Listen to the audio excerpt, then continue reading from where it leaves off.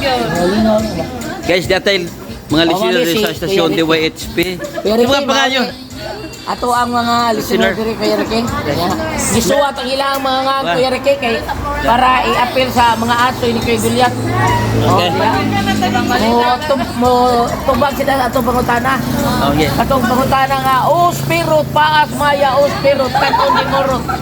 Sa usay tubagan niyo sa gado yung Taga din sila Kuya Juliet, asan nila lugar?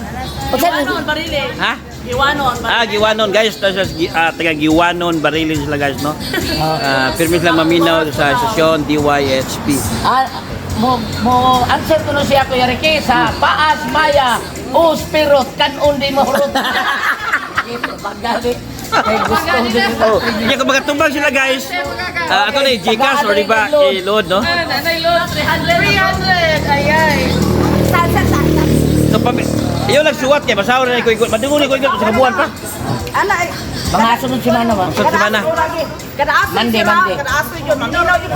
Ay laki, mabaya tanaw, premium kada aso. Ay lang pala bi. Ingo sa turni nga sa dug ano yung apel, kabayad na yan. Babayan mo siya.